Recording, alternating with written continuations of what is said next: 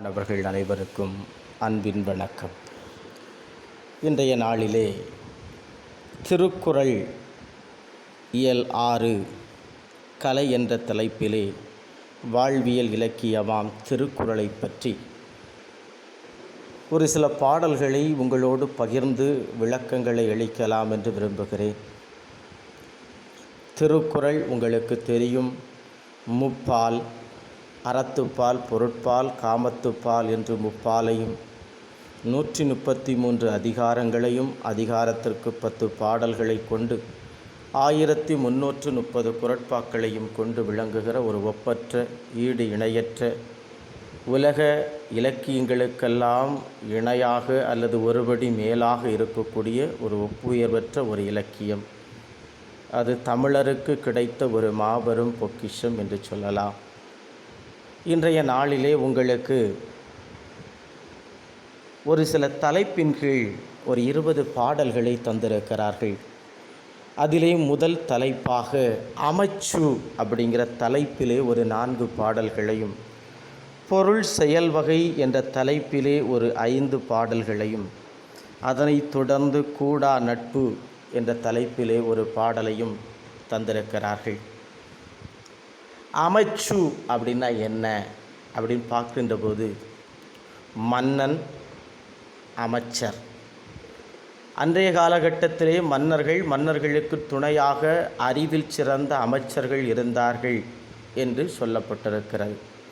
இன்றைய காலகட்டத்திலும் முதல்வர், அதனைத் தொடர்ந்து அவருக்கு துணை செய்வதற்காக பல்வேறு அமைச்சர்கள் இருந்து கொண்டிருக்கிறார்கள், பணியாற்றி கொண்டே இருக்கிறார்கள். இதை உங்களுக்கு பாடமாக எடுக்கின்ற போது எனக்கு ஒரு சின்ன நிகழ்வு எனக்கு நினைவுக்கு வருகிறது. இம்சை அரசன் 23ஆம் புலிகேசி என்கின்ற படத்திலே அந்த மன்னன் முட்டாளாக இருக்கிறான். முட்டாள் மன்னனுக்கு ஒரு அமைச்சர் இருக்கிறார், அவர்தான் மங்குனி பாண்டியன். மங்குனி அமைச்சர் என்று நொடிக்கு ஒரு முறை காட்டிக்கொண்டே இருக்கிறேன் என்று சொல்லுவான். சிந்திக்க வேண்டிய ஒரு விஷயம். மன்னனும் சரியில்லை, அமைச்சனும் சரியில்லை, அந்த நாடு தருதலையாக போய்விடும். அதுபோல ஒரு வீடு என்று சொல்லுகின்ற போது தாய் தந்தை அல்லது தந்தை தாய், தந்தை அரசராக இருக்கலாம், தாய் அமைச்சராக இருக்க வேண்டும். அப்படி இருக்கின்ற போது அந்த குடும்பம் பல்கலைக்கழகமாக விளங்கும் என்று நான் கருதுகின்றேன். ஒரு தந்தை பொருளீட்டி கொண்டு வருகிறார். அந்த பொருள் ஈட்டுகின்ற அந்த பொருளை எல்லாம் சரியான வழிமுறைகளிலே செயல்படுத்துகின்ற ஒரு செயல் வீரராக, அமைச்சராக ஒரு தாய் இருக்க வேண்டும். அப்பொழுதுதான் அந்த குடும்பம் நன்றாக இருக்கும். ஒரு நாட்டுக்கு எப்படி தலைவனாக இருக்கக்கூடிய மன்னனும் அவனுக்கு துணையாக இருக்கக்கூடிய அமைச்சரும் நன்றாக இருந்தால் அந்த குடிமக்கள் எப்படி வளமாக நலமாக வாழ்வார்களோ, அதுபோல ஒரு குடும்பத்திற்கு தாயும் தந்தையும் கண்டிப்பாக முதல்வரும் அரசனும் அமைச்சருமாக இருக்க வேண்டும். இன்றைய காலகட்டத்திலே உங்களுக்கு அமைச்சர் என்பவர் எப்படி இருக்க வேண்டும் என்பதை அழகாக ஒரு 4 குறட்பாக்களிலே வள்ளுவர் எடுத்து வைக்கிறார். முதல் குறளாக பாருங்க, அருமையான ஒரு குறள். கருவியும் காலமும் செய்கையும் செய்யும் அருவினையும் மாண்டது அமைச்சு. மாண்டதா? என்ன சார் ஒரு புதிய சொல்லாக இருக்கிறது, மாண்டல், மாண்டது. இன்றைய காலகட்டத்தில் அதற்கு உரிய பெயர் பல சொல்கிறோம். மாண்டது என்றால் இறந்தது என்ற ஒரு அபசகனமான அவச்சொல்லாக இருக்கிறது. அல்லது நீங்கள் கடற்கரை கிராமங்களில் போய் பார்த்தீர்கள் என்று சொன்னால், அவன் மாண்டேன்னு சொல்கிறான் அப்படின்னு சொல்லுவாங்க. அப்படி ஒவ்வொரு இடங்களிலும் அந்த சொல்லாடல் வித்தியாசப்படுகிறது. ஆனால் வள்ளுவர் மாண்டது அப்படின்னு சொன்னால் மாண்பினை சொல்லுகிறார், பெருமையை சொல்லுகிறார். ஒரு அமைச்சருக்கு பெருமை எது தெரியுமா? அவர் சொல்கிறார், கருவியும் தொழில் செய்வதற்கு ஏற்ற கருவியும் காலமும். ஸோ எந்த ஒரு செயலை செய்வதற்கும் கால நேரம் இருக்கிறது. அந்த காலமும் செய்கையும், அவர் செய்கின்ற அந்த செய்கையும், அந்த தொழிலும், செய்யும் அருவினையும், அந்த செய்கின்ற அந்த தொழிலை, செய்கின்ற அந்த செயலை, அருவினை என்றால் விடாமுயற்சியோடு தொடர்ந்து செய்து, அருவினை அது அருமையாக செய்கின்ற முறை, இதையெல்லாம் ஒரு அமைச்சர் சரியாக செய்தார் என்று சொன்னால் அவருக்கு பெருமை கிடைக்கும். இப்போ உதாரணத்துக்கு ஒரு ஒரு குளம் இருக்கிறது. அந்த குளத்தை சரியாக வெட்டி ஆழப்படுத்தி தூர் வாங்கி வைக்கணும். அப்போந்தான் மழை பெய்கின்ற காலம் வருகின்ற போது மழை பெய்யும். அந்த நீரெல்லாம் அந்த குளத்திலே இருக்கும். கால்வாய் வழியாக விவசாயத்திற்கு பயன்படும். இப்போ நேராக பார்த்தா அந்த மங்குனி அமைச்சர்களை பார்த்தா, இன்றைய காலகட்டத்தை நான் சொல்லுகிறேன். இன்றைக்கு பார்த்தீங்கன்னா கரெக்டாக ரோடு போடுறான், அதுக்கு பின்னாடி ஒருத்தன் வெட்டிகிட்டு இருக்கிறான். ஒரு கதை அழகாக சொல்லுவார் தெங்கச்சி சுவாமிநாதன். 3 பேர் இருந்தான். ஒருத்தன் குழியை வெட்டிகிட்டே இருந்தான், இன்னொருத்தன் குழியை பின்னாடி மூடிகிட்டே இருந்தான். அப்போ கூட்டு கேட்டாங்க, எப்பா இவன் வெட்டுறான், நீ மூடுற, என்ன பிரச்சனை அப்படின்னு கேட்டோன்னா அவன் சொன்னான், ஐயா அவனுக்கு தோன்ற வேலை குழி வெட்டுற வேலை, எனக்கு மூடுற வேலை. இடையில் என்ன ஒருத்தன் வரல, அவனுக்கு செடியை வைக்கிற வேலை. செடி வைக்கிறவன் இன்னைக்கு வரல, அதனால் எங்கள் வேலையை எப்படி செஞ்சுக்கிட்டே இருக்கிறோம், வெட்டுற வேலை மூடுற வேலை. இடையில் உள்ள அந்த செடி வைக்கிறவன் வரல. இப்படிப்பட்ட அமைச்சர்களாக இருக்கக்கூடாது. இப்படிப்பட்ட காரியங்களை நாம் செய்யக்கூடாது. எப்படி செய்ய வேண்டும் என்று சொன்னால், எந்த காலகட்டம், ஒரு குறிப்பிட்ட மழை வருவதற்கு முன்னாடியே அந்த குளத்தை தூர் வாங்க வேண்டும். அந்த குளத்தை தூர் வாங்குவதற்கு ஊசி முனையில் 9 கிணறு வெட்டுவாங்கன்னு சொல்லுவாங்க. இதை முள்ளு முனையில் 3 கிணறு வெட்டணும் அப்படின்னு சொல்லுவாங்க, ஒரு பழமொழி. முள்ளை வச்சு கிணறு வெட்ட தோண்ட முடியுமாயா? அதே மாதிரி ஒரு தொழிலை செய்வதற்கு ஏற்ற கருவி என்னெல்லாம் தேவைங்கிறத அந்த அமைச்சர் கரெக்டாக கொண்டு வரணும். காலம் அறிந்து செயல்பட வேண்டும். என்னது, மழை வருவதற்கு முன்னாடியே, அந்த ஏற்ற காலம் வருவதற்கு முன்னாடியே தூர் வாங்கி அந்த ஓடைகளை எல்லாம், கால்வாய்களை எல்லாம் சரி செய்திருக்க வேண்டும். அப்படி செய்தால்தான் என்ன செய்யும், அவன் செய்கின்ற செய்கை. புரியுதாம்மா? அந்த செயலினுடைய தன்மை, வேண்டா வேலையை, சிலவருக்கு செயலின் தன்மை வித்தியாசமாக இருக்கும். வேண்டாத வேலையெல்லாம் செஞ்சு வைப்பான். 60 தேங்காவை 70 கொசவன் சிவந்த மாதிரி. அதான் சொல்ல, வேண்டாத வேலை. ஒருத்தன் வெட்டுறான், அடுத்தவன் மண்ணை போட்டு மூடிக்கிட்டு இருக்கான். வேண்டாத வேலை. பார்த்தீங்களா? இப்படியெல்லாம் இருக்கக்கூடாது. செயல் என்ன செய்யணும், செயலின் தன்மை. இதை நம்ம செய்கிறோமே, கிறுக்கு. இப்போ தோண்டிகிட்டு இருக்கோம், ஒருத்தன் மூடிக்கிட்டு இருக்கான், இதில் ஒருத்தன் இடையில ஒருத்தன் வரலங்கிற அந்த செயலின் தன்மையை சிந்திக்க தெரியல பாருங்கள். அதனால்தான் வள்ளுவன் அழகாக சொல்லுகிறான், கருவியும் காலமும் செய்கையும் செய்யும் அருவினையும் மாண்டது அமைச்சு. அந்த தொழிலை செய்வதற்குரிய கருவி, அந்த காலம், மழை வந்த பிறகு குளத்தை வெட்டணும்னா தூர்வாரினா நடக்குமா? நடக்காது. வெள்ளம் பெருகிவிடும். அதுபோல் கருவி இருக்க வேண்டும். அந்த காலம் அறிந்து செய்ய வேண்டும்.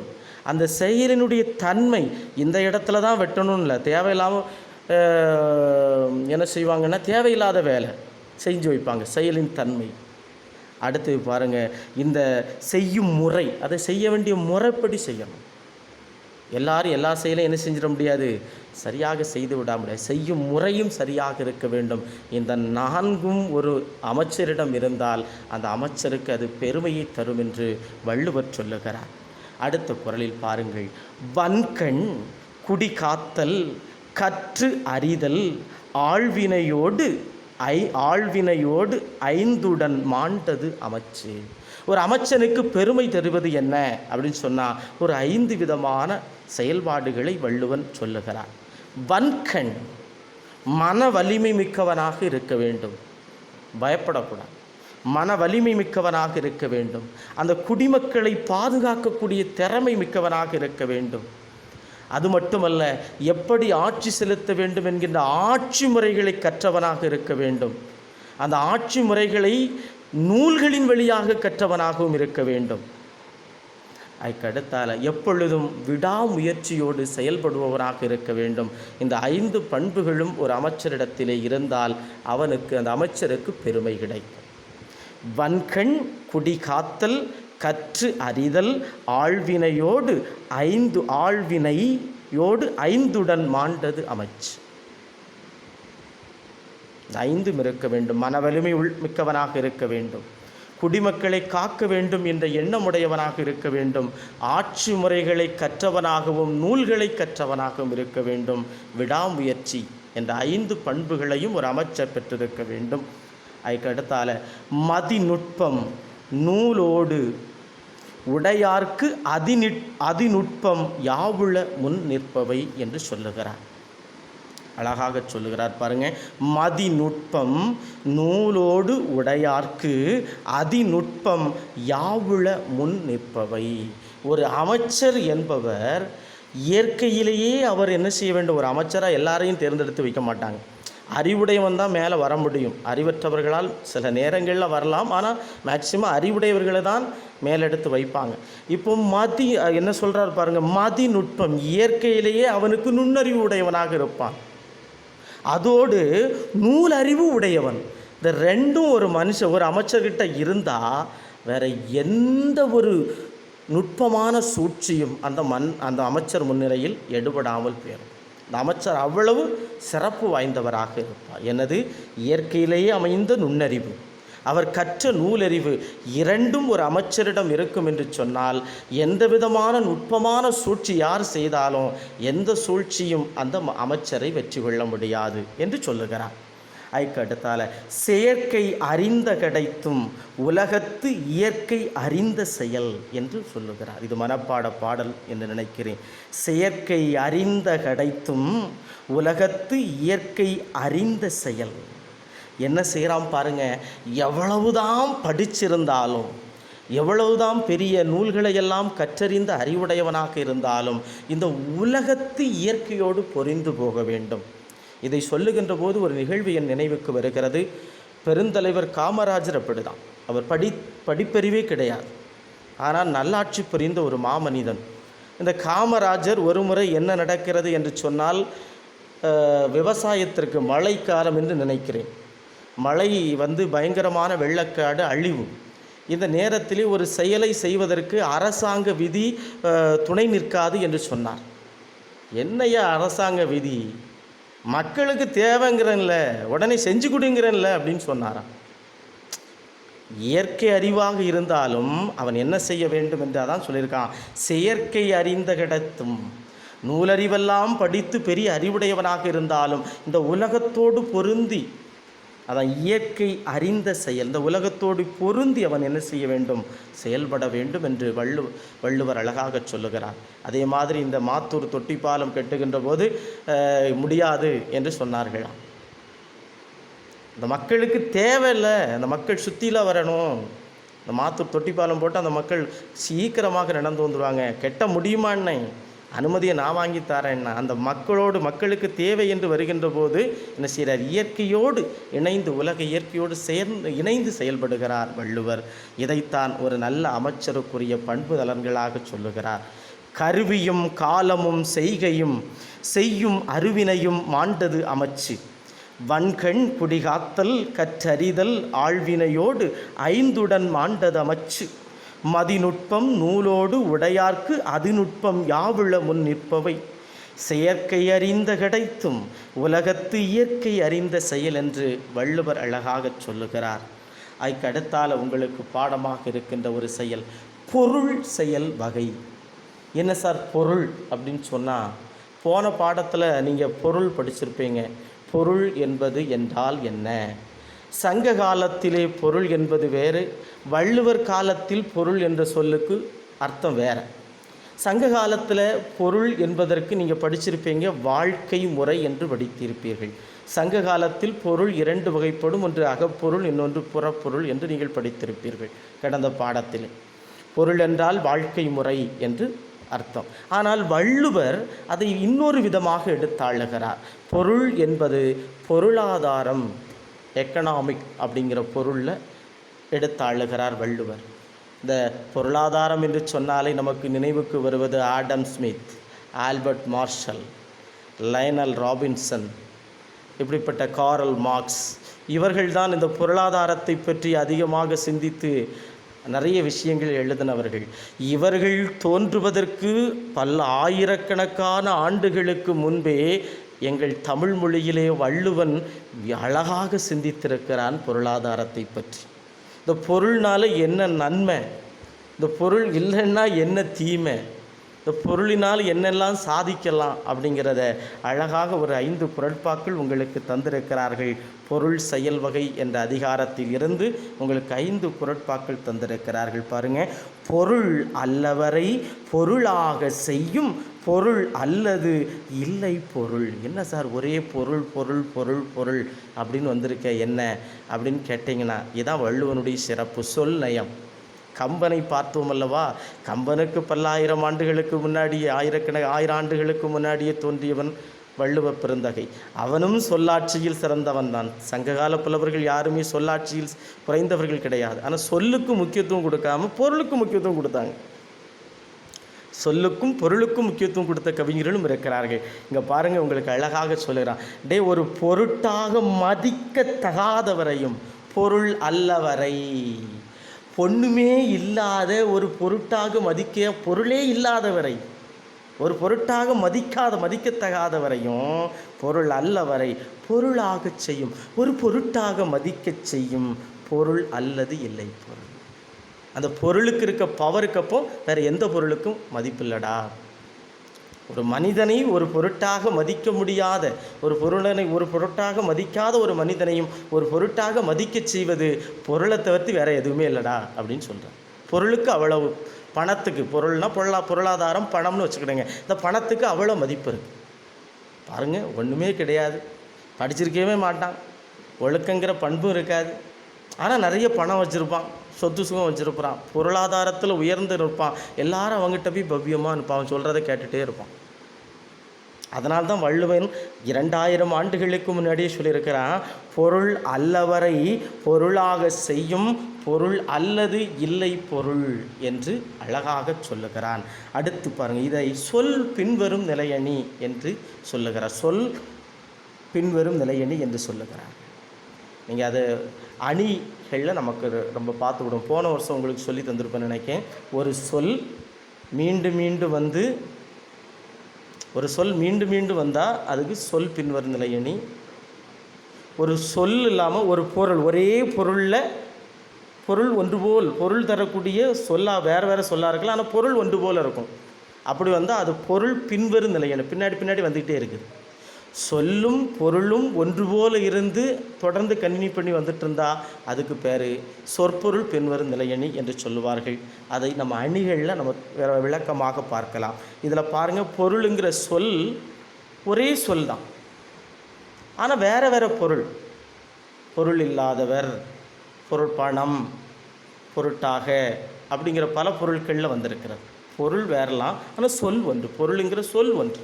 அதனால் இது சொல் பின்வரும் நிலையணி என்று சொல்லுகிறார்கள்.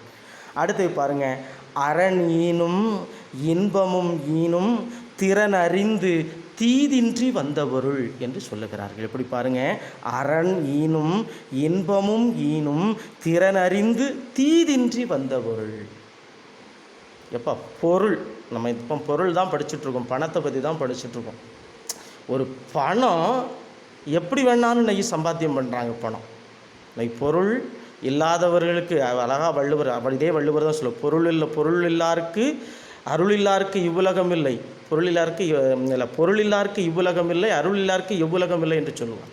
பொருள் இல்லைன்னா இந்த உலகத்தில் எவனும் மதிக்க மாட்டான். அந்த அளவுக்கு பணத்துக்கு இன்றைக்கி மதிப்பு மரியாதைகள் பொருளுக்கு இருக்கிறது. ஆனாலும் அந்த பொருள் எப்படி வேண்டுமானாலும் சம்பாத்தியம் பண்ணிடலாம், எப்படி வேணாலும் பொருளீட்டு விடலாம் என்று சொன்னால் அது உண்மையான மகிழ்ச்சியை தராது. அழகாக உங்களுக்கு சொல்கிறார் பாருங்கள், அறம் ஈனும் இன்பமும் ஈனும். ஒரு மனிதனுக்கு அறத்தையும் இன்பத்தையும் தருவது எது என்று கேட்டால், திறன் அறிந்து தீதின்றி வந்த பொருள், சரியான முறையில் பிறருக்கு தீமை செய்யாமல் தீய வழிகளில் தீய வழிகளில் பொருள் சேர்க்காமல் அந்த பொருள் வந்தால், தீமையான வழிகளில் இல்லாமல் நல்வழியில் அந்த பொருள் வந்தால் ஒரு மனிதனுக்கு அறத்தையும் கொடுக்கும், இன்பத்தையும் கொடுக்கும் என்று சொல்லுவார்கள். இந்த பாட்டில் அழகாக வள்ளுவன் முப்பாலையும் சொல்லியிருக்கிறான். அறத்துப்பால், பொருட்பால், இன்பத்துப்பால் என்று முப்பாலையும் சொல்லியிருக்கிறாங்க. பாருங்கள், அறம், இன்பம், பொருள், அறத்துப்பால், இன்பத்துப்பால், பொருட்பால், முப்பாலையும் இந்த பாட்டில் அழகாக வள்ளுவன் சொல்லியிருக்கிறான். சொல் நயத்துக்கு எடுத்துக்காட்டு பாருங்கள். அரணீனும் இன்பமும் ஈனும் திறனறிந்து தீதின்றி வந்த பொருள். ஒரு மனிதன் எப்படிப்பட்டு முறையாக பிறருக்கு தீய வழிகளில் செல்லாமல் தீமையான வழிகளில் பொருளீட்டாமல் நல்வழியில் பொருளீட்டினால் அது வரக்கூடிய அந்த பொருள் ஒரு மனிதனுக்கு அறத்தையும் கொடுக்கும், இன்பத்தையும் கொடுக்கும் என்று சொல்லுகிறார். அடுத்து பாருங்க, அருளோடும் அன்போடும் வாரா பொருளாக்கம் புல்லார் புரளவிடல். எவ்வளவு அழகாக பாருங்க. அருளோடும் அன்போடும் வாரா பொருளாக்கம் புல்லார் புரளவிடல். என்ன செய்யணுமா? நல்ல வழியில் அன்போடும் அருளோடும் அருளோடும் அன்போடும் சொல்கிறேன். சரியாம்மா? இப்போ பாருங்கள், சிலவனை அடித்து பிச்சு அடுத்தவன்றதை ஏமாற்றி களவு செஞ்சு அடுத்தவனை துன்பப்படுத்தி அடுத்தவங்களை ஏமாற்றி நிறைய பொருட்களை சேர்த்து வைப்பாங்க. இதை வள்ளுவர் அழகாக சொல்லுகிறார் பாருங்கள். 2000 ஆண்டுகளுக்கு முன்னாடி அப்படி அருளோடும் அன்போடும் இரக்கத்தோடும் அன்போடும் என்ன செய்யணும்? பொருள் ஈட்டணும். இன்னைக்கு பாருங்கள், தொழிலாளிகளினுடைய இரத்தத்தை நல்ல பிழிந்து எடுத்து அவர்களுக்கு ஒழுங்காக கூலி கொடுக்காமலும் அவர்களை ஏமாற்றியும் அவர்களிடம் பொய் சொல்லியும் அவர்களுடைய பொருட்களையெல்லாம் ஏமாற்றி அருளும் அன்பும் இல்லாமல் ஏமாற்றி அந்த சேர்க்கக்கூடிய அந்த பொருளை வள்ளுவர் சொல்லியிருக்கிறார். நீக்கிறீங்கடாவ, அப்படி வேண்டாண்டான்னு சொல்கிறேன். அப்படி பொருள் ஈட்டாண்டா, அடுத்தவங்களை ஏமாற்றி அடுத்தவங்களுடைய உடைமையை பறித்து அப்படி பொருள் ஈட்டாண்டாம். எப்படி பொருள் ஈட்டணுமா? அருளோடும் அன்போடும் இரக்கத்தோடும் அன்போடும். என் முதலாளிக்கு நான் நல்லா சம்பாத்தியம் பண்ணி கொடுக்குறோம், என் ஓனர் நல்லா இருக்கணும், அதேமாதிரி என்னுடைய தொழிலாளிக்கு என்ன செய்யணும்? சரியான சம்பளங்களை ஒழுங்கான முறையில் கொடுக்கணும். அவர்கள் மனமகிழ்ந்து அந்த பணியை செய்து அல்ல நம்மளும் என்ன செய்யணும்? ஏமாற்றாமல் பிறரை இரக்கத்தோடும் அன்போடும் இல்லாமல் எந்த ஒரு பொருள் வந்தாலும் அந்த பொருளை என்ன செய்து விட வேண்டுமா? நீக்க விட வேண்டும். புல்லார் புரள விடல். அதை கைப்பற்றவே கூடாது. வேண்டாம்ப்பா, பாவப்பட்ட பணம் எனக்கு வேண்டாம். இன்றைக்கு பாவப்பட்ட பணம் தான் பல பேரிடம் இருக்கிறது. நல்லவர்களுடைய பணங்கள் நல்ல வழியில் பணம் சம்பாத்தியம் பண்ணால் என்னைக்கு சம்பாத்தியம் பண்ணுறது அப்படிங்கிற ஒரு குருட்டு நியாயத்தை சொல்லுகிறார்கள். ஆனால் 2000 ஆண்டு அப்படிப்பட்ட நிறைய பேருடைய வாழ்க்கையை பார்த்தாச்சு. ஏமாற்றி பிறரை கொன்று வாங்கிய எந்த மனிதனுடைய வாழ்க்கையும் அருளும் அன்பும் இல்லாமல் வந்த எந்த ஒரு பணமும் ரொம்ப காலம் நிலைத்திருந்தது கிடையாது. அத்தனையும் அழிந்து தான் போயிருக்கிறது.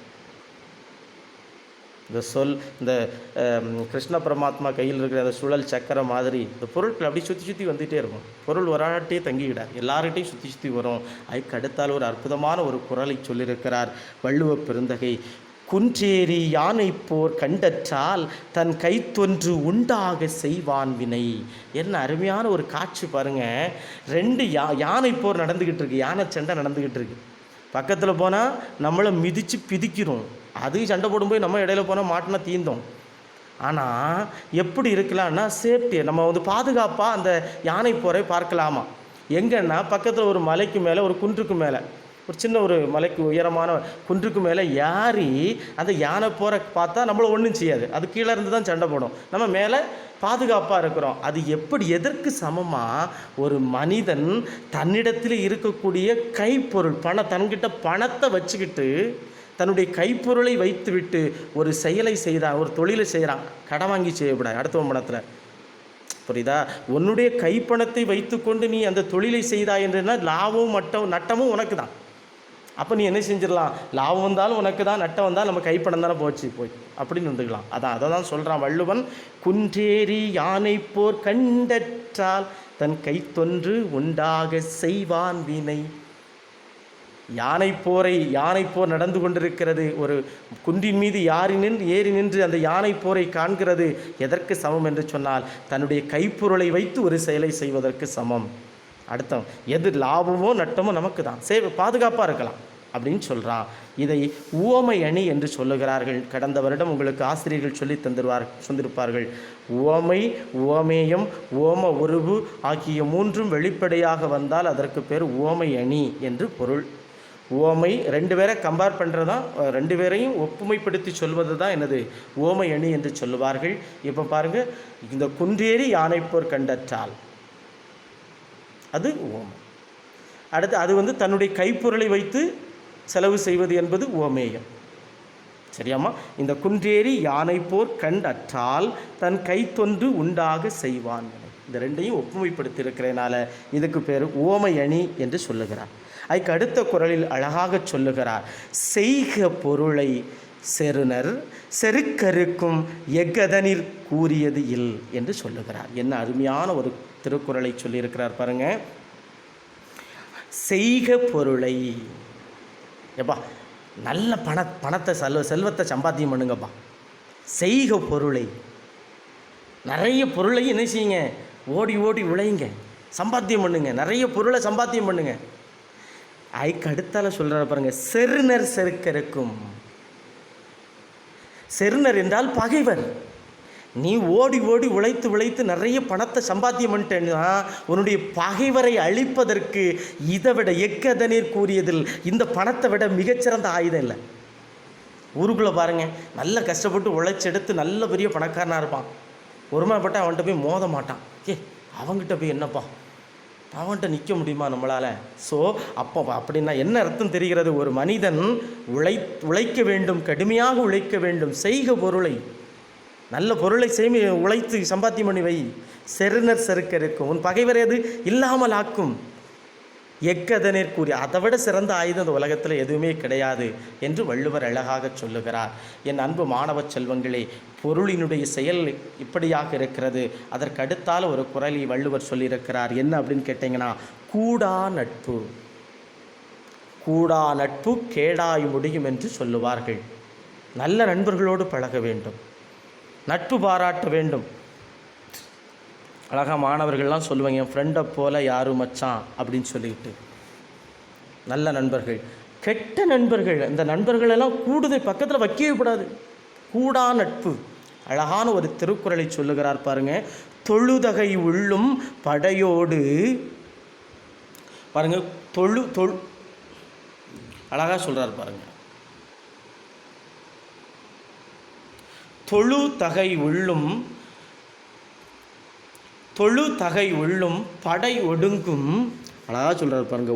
என்னார் அழுத கண்ணீரும் அனைத்து. அழகான திருக்குறள். தொழு தகை உள்ளும், ஒருத்தன் கையை கும்பிட்டுட்டே தொழுத கையோடு உங்ககிட்ட வாரான், கையை வச்சு கும்பிட்டுட்டே வாரான், பவ்யமாக வாரான். தொழு தகை உள்ளும் படை ஒடுங்கும் என்னார். அழகாக சொல்லிட்டான் பாருங்க. அவன் கையை வச்சு கும்பிட்டுட்டு வாரான்ட்டு அவங்ககிட்ட என்ன செஞ்சிடாத, நல்லவன்னு நம்பிடாத. ஐயா கையெடுத்துல கும்பிடுறான் அப்படின்னு சொல்லி என்ன செஞ்சிடாங்க, நம்பிறாங்க. படை ஒடுங்கும், அந்த கைக்குள்ளும் படைக்கருவி இருக்கும். இந்த கைக்குள்ளே என்ன செஞ்சுருப்பான், பகைக்கறி வச்சுருப்பான். என்ன அழுத கண்ணீரும் அனைத்து. அதுபோல ஒருவன் அழுகிறான் என்பதற்காக அவனை முற்று முழுவதுமாக நீ என்ன செய்யறாத, நம்பி விடாத. என்ன செய்யறாத, அவன் அந்த கண்ணீர் விட்டு அழுகிறாங்கக்காக நம்ம அவங்கிட்டையும் வஞ்சக எண்ணம் இருக்கும். நம்ம ஊரில் சொல்லுவோம்ல, நீலி கண்ணீர் வடிக்காம்பா, என்ன கண்ணீர் வடிக்கான், நீலி கண்ணீர் வடிக்கிறான் என்று நம்ம சொல்லுவோம். இது என்ன பாருங்க, தொழுதகை உள்ளும் படை ஒடுங்கும் என்ன அழுத கண்ணீரும் அனைத்து. அதான் கை தொழுது இருக்கிறது, அவன் அந்த தொழுத கைக்குள்ளும் என்ன செய்யலாம், படை ஒடுங்கும். அவன் மறைத்து என்ன செய்தான், ஆயுதத்தை வைத்திருக்கலாம். அதனால் அவன் என்ன செஞ்சிடா, தொழுதுட்டான், கை தொழுதுட்டான்னு சொல்லி நம்பிராத. அதுபோல் ஒரு மனிதன் அழுது கண்ணீரோடு நீலி கண்ணீர் வடிக்கிறான் என்று அவனு முழுமையாக நம்பிராத. அவங்கிட்டையும் கெட்ட எண்ணங்கள், நம்மளை அழிக்க வேண்டும் என்கின்ற ஒரு தீய எண்ணம் அவங்கிட்டையும் இருக்கும்.